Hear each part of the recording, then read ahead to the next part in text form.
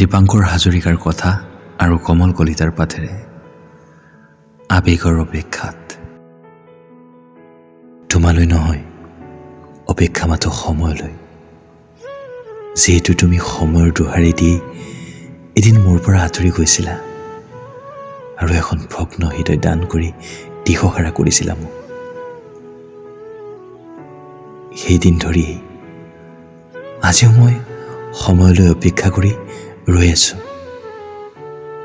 যোৱাবাৰত তুমি কৈছিলা সময়বোৰ হেনো নিষ্ঠুৰ আৰু বিষাদ, বুকুত সৃষ্টি কৰা বেদনাৰ ভঁৰাল। এপলকো নহলে সময় পাৰ নোহোৱা গভীৰৰ পৰা গভীৰতালৈ সৃষ্টি হোৱা প্ৰেমৰ অনুভৱবোৰো সময়ৰ সোঁতত কেৱল সপোন হৈ ৰয়।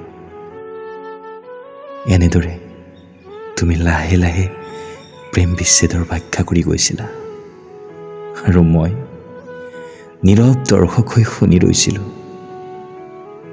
মই জানিছিলোঁ আজি তুমি শেষবাৰৰ কাৰণে আহিছা তোমাৰ প্ৰেমৰ আবেগ উজাৰিবলৈ। যিহেতু আজি তোমাৰ চকুত প্ৰেম, অভিমান আৰু সপোনৰ ঘৰ সজা মিঠা অনুভূতিবোৰৰ প্ৰকাশ পোৱা নাছিল। যাবৰ পৰত তোমাৰ উদ্ধতিৰ পৰা ভাহি অহা প্ৰতিটো শব্দই ভাঙি চুৰমাৰ কৰিছিল মোৰ সঁচা হৃদয়ৰ স্বাভিমানী প্ৰেমক। হয়তো ভুল মোৰেই আছিল তোমাৰ প্ৰেমৰ প্ৰলোভনত উন্মাদ হৈ সঁচা প্ৰেমিক হোৱাৰ সপোন দেখাৰ।